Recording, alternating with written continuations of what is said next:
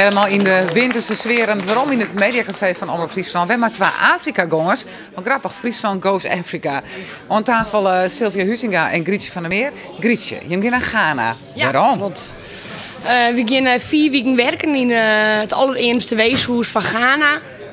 Waar volle eetproblematiek heerst en alle bandjes gaan ouders met haar. En wie willen heel graag wat betekenen daar. En hoe komt ze daarbij? Ik ga een keer eerder in Zuid-Afrika en Namibië West. En ik echt in de townships West. En dat vond ik zo aandoenlijk. Ik ga meestal natuurlijk echt en ben echt zo'n vechten om één slokje water. Dus ik dacht, nou, ik maak er nog een keer met mij. Ik wil er nog een keer mee. En nu zit ik samen bij mij Sylvia in de klas. We doen alle 2 sociale studie.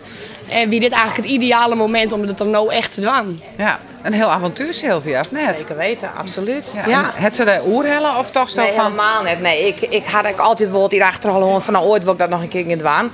Alleen nog, als het alleen nog best, als het alleen nog iets ondernemen is natuurlijk, ja, ooit dan mij zien beiden.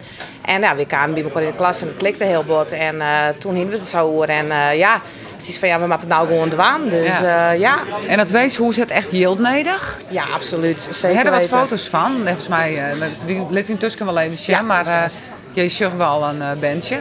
Ja. Maar er is een grote kwart van yield en voorzieningen. Ja, zeker weten. Ja, daar kan ik iets meer over vertellen. Ja, maar, het is soms dat ze dagenlang geen eten halen met het voedingsbudget op is.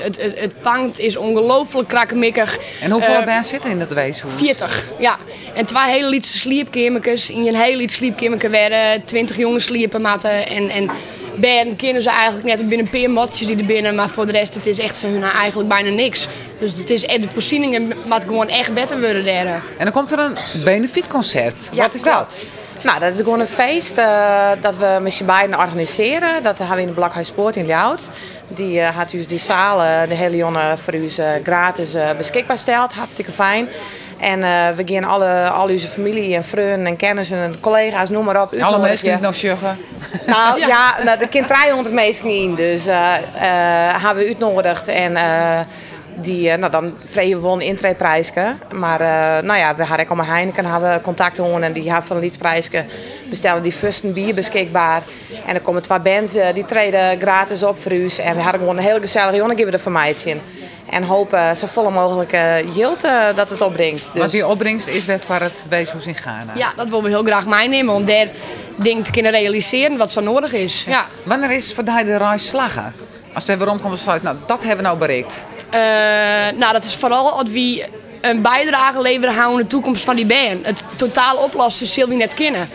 Maar we hopen wel dat we het iets beter meidjes kennen. Dat er band wel een squallie in kennen. Of dat er een wetterput komt. Of dat er hopelijk hun pand beter is. En hun sliepkamers. En dat we bij u zielt gewoon iets kunnen keepje wat gewoon blauwend is daar. En ja, wat terug zit voor die mensen daar gewoon beter maken. Ja, van een betere toekomst van hun. Zie je er nou uit? Absoluut, zeker. Zeker weten, ja, absoluut. Echt, ja. Ik heb zo'n voorgevoel dat we hier nog wel meer van jaren. Ja, zeker weten. Heel veel We succes. hopen het. Dankjewel. Dank je.